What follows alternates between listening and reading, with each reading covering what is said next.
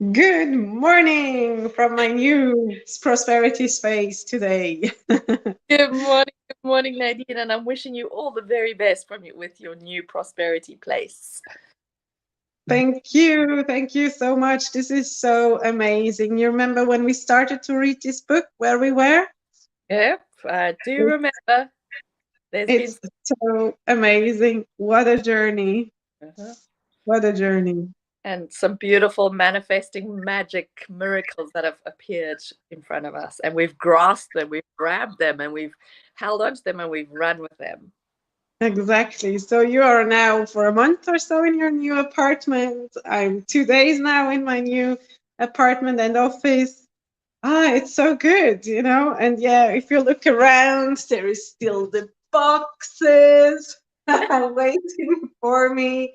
But that's what prosperity takes as well, if you want to grow. So yeah, there Mhm. is this transition phase, which is not always comfortable, No, but growth is outside the comfort zone. And so I'm totally ready for making this happening.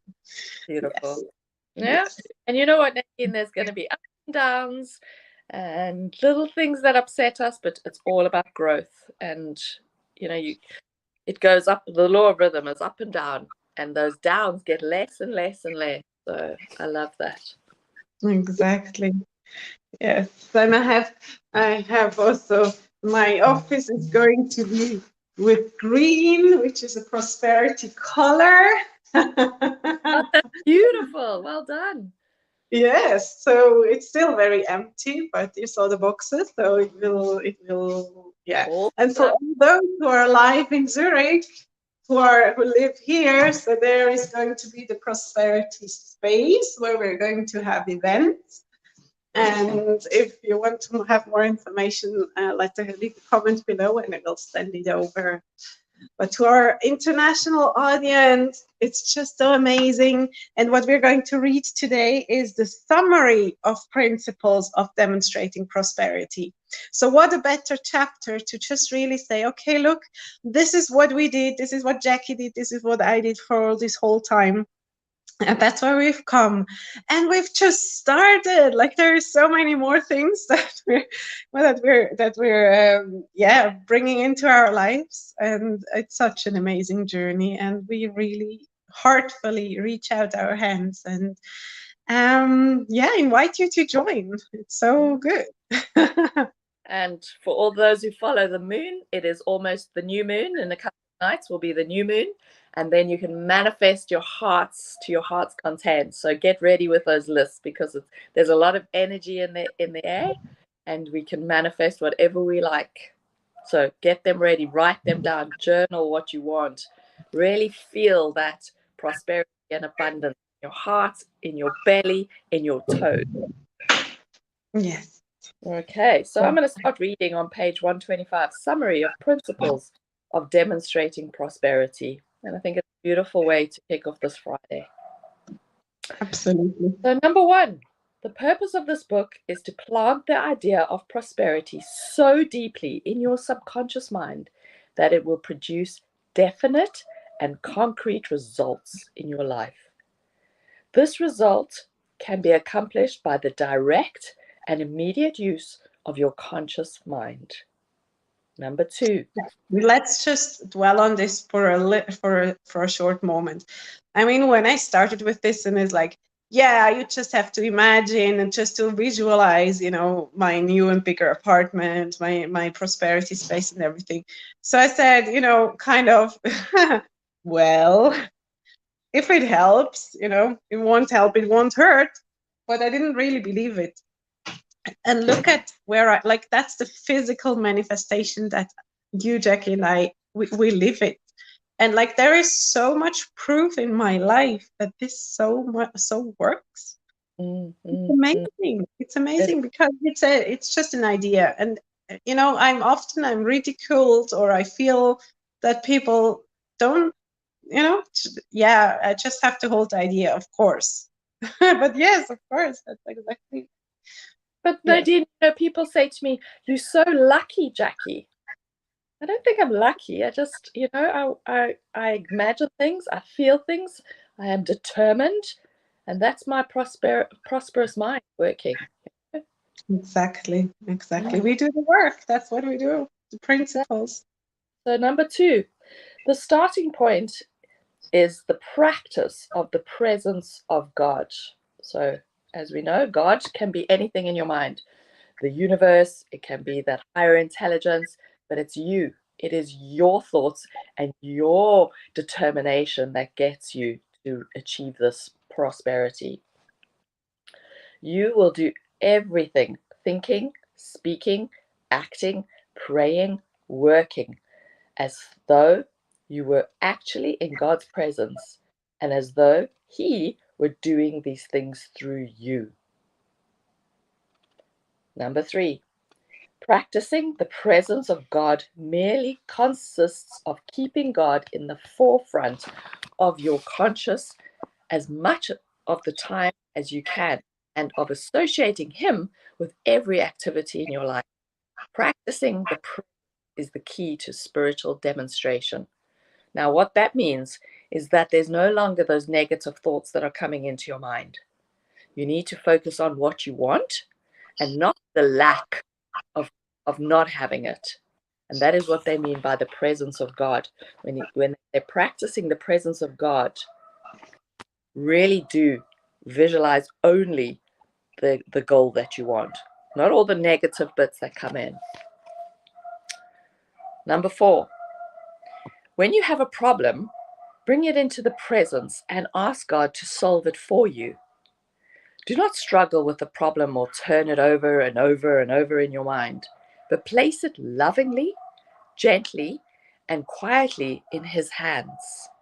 Simply maintain your awareness of the presence and behold your problem in detachment and peace as you would view a beautiful sunset or scene. This is the law of laborless activity. You have nothing more to do. You have brought your all-providing power of God to bear upon your needs. Your problem will be solved from within. That which is hidden will be revealed. That which is lacking will be supplied. Laborless activity is demonstration reduced to the simplicity of power. Wow, I really think it's a beautiful piece. Yes, and there were 2 times in my life where I was really in a desperate situation, and then I was kind of, okay, God, universe, source, I did everything I can. I really don't know how to solve this. Now you take over. And twice it just really miraculously, amazingly was just like this, and I was like, wow. Wow. And it saved my marriage at one of these. It really, a miracle, like a phone call came literally, which changed everything. And it's so amazing. And then I, at one point I thought, I don't have to be in those desperate situations to ask, to ask God to solve my problems. Cool. And now it's much more playful when there is something like, for example, just where shall I put my desk? How shall I, solve this problem? It's like, let me dwell on it, kind of also releasing it to the universe and say, okay, can you please deliver an answer? I'd love to know by tomorrow morning or whatever. Doesn't always come with our time, though. Remember that. It doesn't always come, but it will come. Okay. Exactly.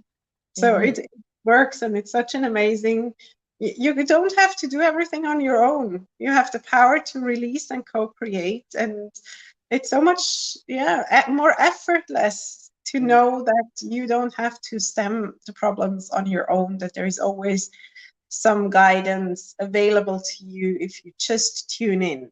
And that's the chapter of this book. Let's remind us, chapter 7, tuning in. Yep.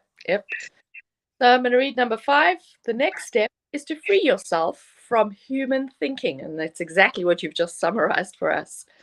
And material attachments. If all lack, limitation, and impoverishment stem from the human mind, the mind of the flesh, To leave that mind, to allow it to fall into disuse, is to leave the limitation, struggle, and stress. Be sure that you do not use personal effort or force in any way. Let everything be done for you by letting everything be done through you. Mm. Number 6, if you turn within for the fulfillment of your needs, you will succeed. Exactly what you were saying. 7, the only effort required in metaphysical practice is to reach a certain state of consciousness or attitude of mind. Number 8, with all the getting, get understanding. Understanding is sufficient for every need. If you have it, you need nothing else. It will be accomplished, everything that needs to be done. Now, number 8 can be a little bit tricky because that's where you've got to really believe. And sometimes when you're getting thrown those curveballs, you think, where are you, universe? Where are you? But you must always believe that it is always going to be there for you. Your intuition is going to guide you, and it will never, ever, ever let you down. That's exactly it. And then also the knowing or the understanding is here also to know which frequency you want to be on. This is the knowing, to have your goal at heart and act from the goal. Yeah, so you have to know where you're coming from, not where you're heading to. And that's what number 9 says. To bring any desire into the present is to fulfill it. To bring any illness into the present is to heal it. To bring any problem into the presence is to solve it. I'll read number 10. If you would demonstrate abundance, do not identify yourself with lack, but practice the presence of God by seeing abundance everywhere and in everything. I'm going to stop there because I love that one, Nadine. You have to see abundance in everything and everywhere. Even when you take a sip of tea, that warmth on your tongue, and as it goes down your throat, it's about appreciating, and that's what gratitude is all about. Being present in the moment and really being grateful for the beautiful little things that you have. Exactly. I actually want to read number 11, because practice the presence of God until every failure becomes a success. And I think that's a beautiful place to stop today. Yes, absolutely. Yes, so we have the next set of principles next week. So make sure you tune in next week again. See, tuning in is both physically and metaphysically. So tune in to your prosperity and tune in to reading You Too Can Be Prosperous next Friday, because you can. And have a fabulous weekend. I know it's going to be a challenge for you, but you know what? Every box you unpack just becomes a little lighter and a little lighter. We need to look at that as life. Every box we unpack, you know? Yes. So everyone, when I was moving, was like, "Oh, no stress," and I said, "No, there is no stress. Like we're going really, as you say, like, oh, every box is like a present. Oh, what do I have inside? You know, where does it? Where can it go? And to have, you know, it's new magical space. There is magic in taking everything into the hands and place it, and in making a decision. Do I want it? Where do I want it? And yeah. And the fact that you've got boxes to unpack is just beautiful, right? Yeah. Yeah. All right. Okay, love you, and see you back next week, same place, same time. Bye, everybody. See you. Thanks, Nadine.